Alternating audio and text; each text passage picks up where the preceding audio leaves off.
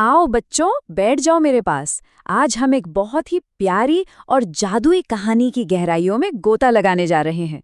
ये एक ऐसी कहानी है जो हमें दो बिल्कुल अलग-अलग इंसानों और उनके चुने हुए रास्तों के बारे में बहुत कुछ सिखाती है। एक दादा के रूप में आज मुझे आप सबके साथ ये बातें बांटते हुए बहुत खुशी हो रही है। तो क्या आप सब तैयार हैं? चलिए शुरू करते हैं। अच्छा, आगे बढ़ने से पहले एक बात बताओ, क्या कभी ऐसा सोचा है कि दुनिया में जिनके पास कुछ नहीं होता वो सबसे ज्यादा खुश क्यों नजर आते हैं, और जिनके पास सब कुछ होता है वो कभी-कभी एक ही झटके में अपना सब कुछ कैसे खो देते हैं? सोचने वाली बात तो है ना। बस इसी सवाल को हमें अपने मन में तब तक बसा कर रखना है जब तक हम जादू, लालच और एक ऐसे रहस्यमयी जंगल की इस कहानी में आगे बढ़ते हैं जो इंसानों के दिलों की असली परीक्षा लेता है। तो चलिए कहानी के इस पहले हिस्से पर आते हैं, दो दिलों की कहानी। आइए सबसे पहले अपने दो मुख्य किरदारों से मिलते हैं जो एक दूसरे से बिल्कुल एकदम अलग हैं। एक तरफ है हमारा किशन, बिल्कुल सीधा साधा गरीब लकड़हारा। घर भले ही छोटा सा है लेकिन उसकी पत्नी सुनीता के प्यार और उसके खुद के सच्चे दिल ने उसे बहुत अमीर बना रखा है।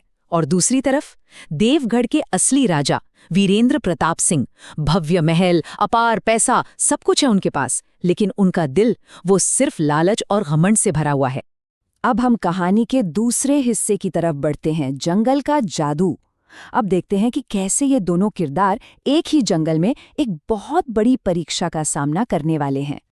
अब जो बात सबसे ज्यादा दिलचस्प है वो है इस जंगल का रूप बदलना। देखिए बच्चों, ये कोई मामूली जंगल नहीं है, ये असल में इंसान के दिल का आईना है। आप अंदर से जैसे हैं ये जंगल वैसा ही बन जाता है। जो लोग दया दिखाते हैं उनके लिए ये एकदम दिव्य प्रकाश से भर उठता है, बिल्कुल वैसे ही जैसे किशन के लिए हुआ। लेकिन लालची और घमंडी लोगों के लिए, जैसे कि हमारे राजा वीरेंद्र, ये जंगल पूरी तरह से तबाही की जगह बन जाता है। तो आइए देखते हैं कि इस जंगल ने किशन की परीक्षा कैसे ली। जंगल में किशन का सफर अच्छे कामों की एक बहुत ही सुंदर लड़ियों की तरह है। सबसे पहले उसे दर्द से तड़पता हुआ एक जादुई बंदर मिलता है जो इंसानों की तरह बोल सकता था। किशन ने तुरंत उसकी मदद की। फिर उसे एक प्यासे महात्मा मिलते हैं, लेकिन यहाँ कहानी में एक बहुत बड़ा मोड़ है। महात्मा जी ने उसे साफ चेतावनी दी कि अगर उसने उन्हें पानी पिलाया तो उसी वक्त उसकी जान चली जाएगी। लेकिन फिर भी किशन अपनी जान की परवाह किए बिना उनके लिए पानी ले आता है। अब आप लोग ही बताओ, ऐसी हालत में कोई क्या करता? क्या वो अपनी जान बचाता या किसी बिल्कुल अजनबी इंसान के लिए अपना सब कुछ दांव पर लगा देता? किशन जानता था कि शायद वो अपनी पत्नी सुनीता से कभी नहीं मिल पाएगा, लेकिन उसका दिल इतना साफ था कि उसने महात्मा की जान बचाने का ही फैसला किया। और इसी के साथ उसने जंगल की सबसे कठिन परीक्षा पास कर ली। लेकिन तब क्या होता है जब कोई व्यक्ति मदद करने के लिए नहीं बल्कि सब कुछ छीन लेने के लिए जंगल में घुसता है? यही है हमारा तीसरा हिस्सा, लालच की कीमत। राजा वीरेंद्र का घमंड तो देखिए, मैं राजा हूं, मैं जो चाहूंगा वही करूंगा। ये शब्द बताते हैं कि वो कितने अहंकार में डूबे हुए थे। राजा को अपने लिए एक बिल्कुल नया और आलीशान महल चाहिए था। उसने अपनी रानी की वो बात भी नहीं सुनी जिसमें उन्होंने बेजुबान जानवरों के घरों को बचाने की विनती की थी।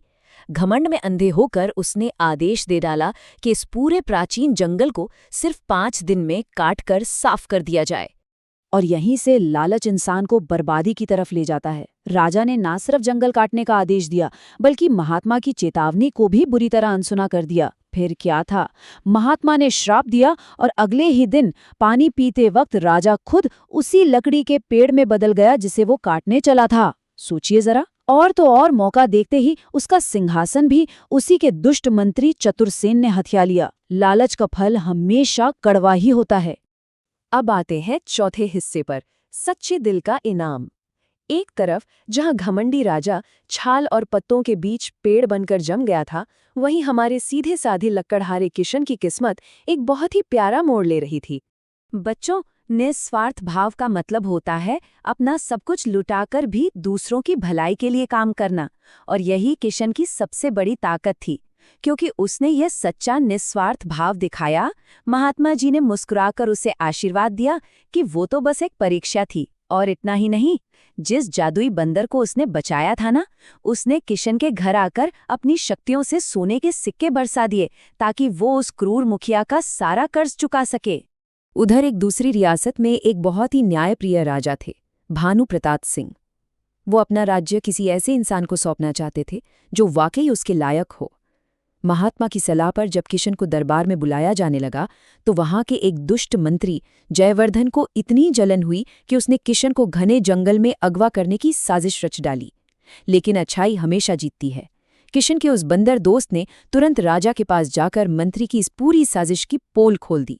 जब किशन ने राजा भानु प्रताप से बड़ी ही मासूमियत से कहा कि महाराज, मैं तो बस एक साधारण लकड़हारा हूं, तो पता है राजा ने क्या जवाब दिया? यही तुम्हारी सबसे बड़ी योग्यता है। कितनी गहरी बात है ना। और बस इसी तरह एक गरीब लकड़हारा अपनी सच्चाई और हिम्मत के दम पर एक बुद्धिमान शाही सलाहकार बन गया। ये साबित करता है कि आपका सच्चा दिल ही दुनिया का सबसे बड़ा खजाना है। चलिए, अब हम कहानी के 5वें हिस्से में चलते हैं, राजा का जागरण। जरा वापस उस श्रापित राजा वीरेंद्र की ओर चलते हैं, जो जंगल में बिल्कुल अकेला पेड़ बनकर खड़ा अपना राज्य बिखरते हुए देख रहा था। यहीं से राजा के पछतावे का सफर शुरू होता है। राजा खुद तो कुछ कर नहीं सकता था, उसे बचाने के लिए उसकी उसी रानी ने बहादुरी दिखाई और उस वफादार सेनापति वीर महान ने साथ दिया जिनकी राजा ने कभी कद्र ही नहीं की थी। वो दोनों घने जंगल में जाकर महात्मा को खोज निकालते हैं और फिर महात्मा उस श्रापित पेड़ पर पवित्र जल छिड़ककर राजा को आखिरकार माफ कर देते हैं, जिससे वो वापस इंसान बन जाता है। मुझे माफ कर दीजिए, अब मैं जीवन भर जंगलों की रक्षा करूंगा। राजा के इन शब्दों में जो पछतावा है उसे महसूस करो बच्चों। राजा वीरेंद्र को आखिरकार अपनी गलतियों का एहसास हो ही गया। जो दिल कल तक घमंड से भरा था वो आज एक विनम्र वन रक्षक में बदल गया था। इसके बाद वो दरबार लौटता है और अपने दुष्ट मंत्री को जेल में डलवा देता है। ये हमें बताता है कि चाहे कोई कितना भी बुरा क्यों ना हो, वो बदल सकता है। और अब हम आ गए हैं कहानी के आखिरी हिस्से पर, निस्वार्थ भाव की शक्ति। आइए देखते हैं कि हमने इन दोनों अनोखे सफरों से क्या सीखा। अगर हम इन दोनों के किस्मत को एक साथ देखें तो इस कहानी का पूरा सार समझ आ जाता है। देखिए कैसे एक निस्वार्थ लकड़हारे ने अपनी सच्चाई के दम पर राज दरबार में जगह पाली, जबकि एक लालची राजा को अपनी असल इंसानियत वापस पाने के लिए अपना सब कुछ दांव पर लगाना पड़ा और एक पेड़ तक बनना पड़ा। तो बच्चों, आज रात जब आप लोग सोने जाओ ना, तो ये एक बात हमेशा याद रखना, सच्ची दौलत सोने चांदी में नहीं बल्कि आपके इस दयालु दिल में बसती है। हमारे आसपास के पेड़ पौधे, जानवर, इन सब की रक्षा करना ही इस दुनिया का सबसे बड़ा और सच्चा जादू है। कभी भी घमंड को अपने दिमाग पर हावी मत होने देना और हमेशा याद रखना कि सबसे लालची और जिद्दी इंसान भी अगर चाहे तो बदलना सीख सकता है। अब मैं आप सबको एक सवाल के साथ छोड़कर जा रहा हूं।